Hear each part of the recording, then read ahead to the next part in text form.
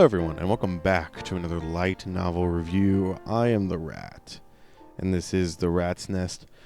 Today we are going over a novel that I read at the time of recording a second ago. It's been probably about a month since I read this book, but it was certainly a book that I read. The Dirty Way to Destroy the Goddess's Heroes, Volume 1. Potentially the subtitle being Damn You Heroes, Why Won't You Die?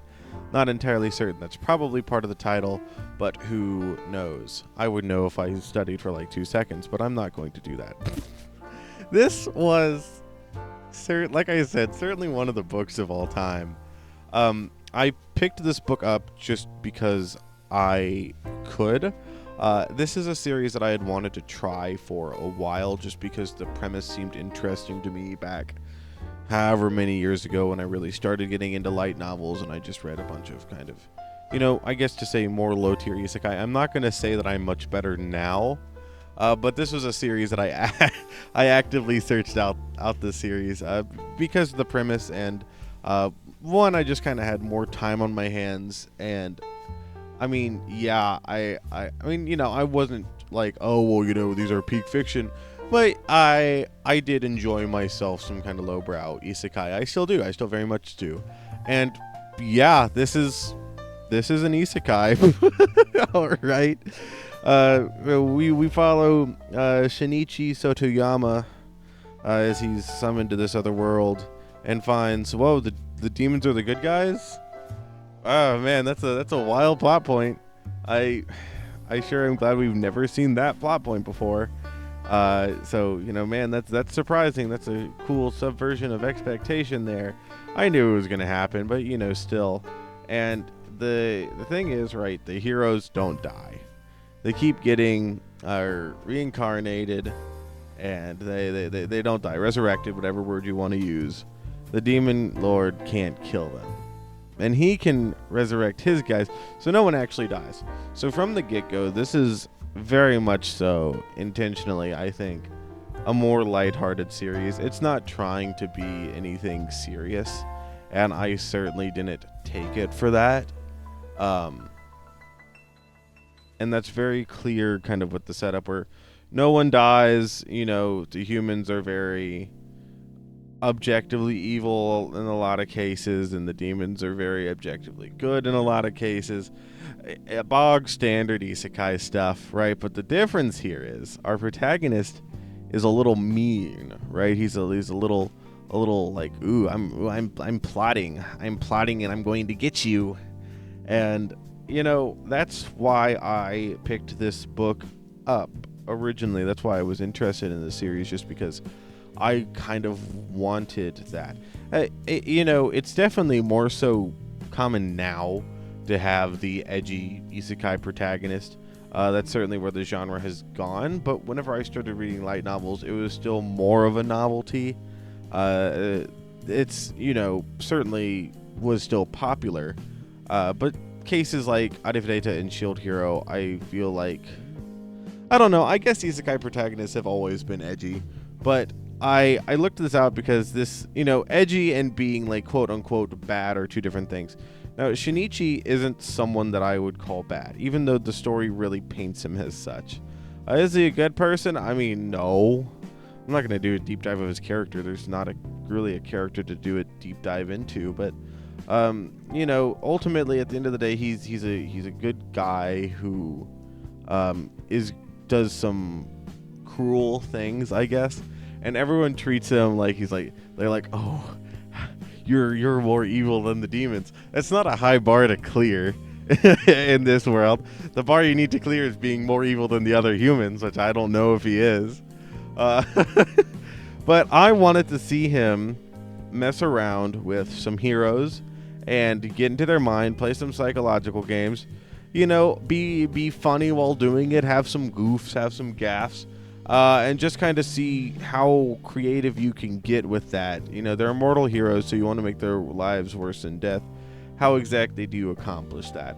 And I went into this kind of looking at that question and being like, okay, this is an interesting question to ask. I think I'm looking forward to seeing how the story answers it. I'm not expecting anything, right? I there was a little bit of hype going into this just because it was a series I'd been looking for a while, but I had no expectations for it.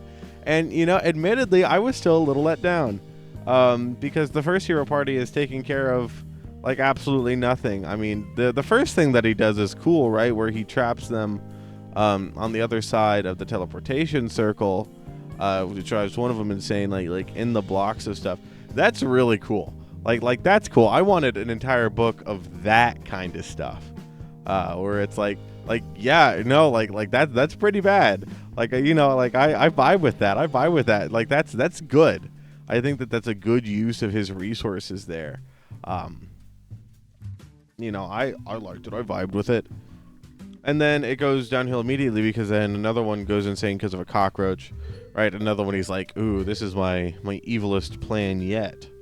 I'm gonna feed you laxatives, and you're gonna soil yourself. Like, sure, it's unpleasant. Like, I don't want that to happen. Like, I would I would be sad if that happened to me. Yeah, I'd be embarrassed. I'd be like, man, this sucks. Like, I'd be like, you're a horrible person if you did this. But like, you can get worse. You can get a lot worse. You can get a lot more evil than that. And then the party just quits. The hero party that's causing trouble just quits. Like within the first however many pages of the book. And I was like, huh. There's going to be multiple hero parties, or nope, it's just one other girl. And he doesn't really ever do anything like this again because she's, the main heroine of heroine. I say heroine. I don't know. I don't know how you pronounce that word technically, I guess. Heroine? But heroine sounds like heroin. That's true, yeah. It's okay. I'm getting off topic. But he doesn't do anything too insanely bad to her. Because, he's still Mr. Self-insert nice guy, right? Who's just, I'm not like the other guys. I'm edgy. I'm dark. I reject my humanity, JoJo. And it's just, it gets super uninteresting from there, I'll be honest. Like, I enjoyed trashy isekai enough that it kept my attention, but also I sat down and read this in one day intentionally, and I feel like if I had stopped halfway through, I very much so would have lost motivation to read it and just have, like, no reason to continue. None of the characters were interesting. Really, the most interesting stuff I got out of it was the generic isekai harem kind of plot points. And, I mean, even then, I think they fell a little flat. I mean, just part of it is I've gotten older since I started reading this kind of stuff, and it just doesn't appeal to me as much anymore. I mean, on a base level, it's still like, oh, Celeste. I mean, Celeste is best girl, because assuming she's the only legal one. And if she's not, then I retract that statement. But, there were some fun little moments. But, I mean, ultimately, like, I just don't enjoy that stuff. And there's nothing really with the rest of the story that made anything stand out to me. Hume isn't an interesting villain. He's just evil church guy number 52. Right? Arian isn't really an interesting heroine. She's like, oh, I'm a hero, but I have a dark secret. I have a scale, and I'm hideous because of it. It's ugly. It's disgusting.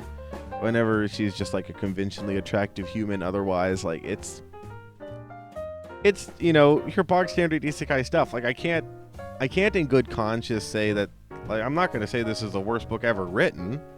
No, I mean like it does its job, I guess. It's a very bog standard isekai with your kind of bog standard isekai whatever.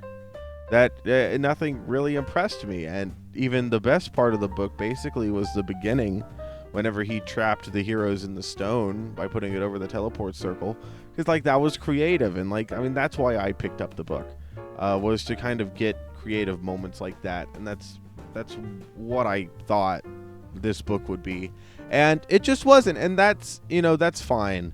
There are going to be people who go into this book wanting a generic isekai adventure, turn your mind off and read kind of thing, and they're gonna get that, and I think that you probably enjoyed this book like that. Like it doesn't try to be more than it is, I think. Maybe in some cases, because it really tries to emphasize how evil and twisted Shinichi is, and it just doesn't show it. I mean, at least not in my mind. Like, I'm not asking for Berserk level stuff, but like I said, I mean, the beginning of the book where he put the stone over the thing that they teleported into, like that, like I wanted to see more of that. Like that, you know, if you kept on with that, I think then it would kind of fit more of what his character was. I don't really think anything he did after that constituted that kind of reaction from people, you know? And, you know, I'm not going to think too hard on this book. It's obviously not a book you're meant to think too hard on. But, yeah, I mean, a little disappointed. But, like, I didn't really have any expectations. I did want more stuff like the beginning. I've said that a lot. Just not terribly impressed. Will I pick up volume 2? Probably not. I'd have to be really, really desperate. Or just find it when I'm on a trip or something at a used bookstore and be like, yeah, I'll pick it up. Why not? But this will very proudly go on the one and done section of my shelf. And you know what? It'll look pretty there. It'll be a memento to a series that I really wanted at one point, and I finally got to sit down and read book 1. And I think I'm satisfied with that. Who knows? Maybe it gets better later. I doubt it. You know, I don't think the author is untalented. I just don't think anything happened in this book. Like, there's nothing that stood out to me from this series to differentiate it from all the other bargain bin isekai I've seen. And, you know, that's fine. It's just, I'm not picking up volume 2. So, yeah, that's my thoughts on it for all 2 people who have read this book, me and myself again, as I was flipping through it to remember stuff. But yeah, no, if you're this far in the video, then obviously there's semi-likes. Make sure to like, subscribe, and leave a comment telling me what you thought about this book. Thank you all for watching. Hope you all enjoyed. And I'll see you all next time in whatever light novel review comes out next. Bye-bye.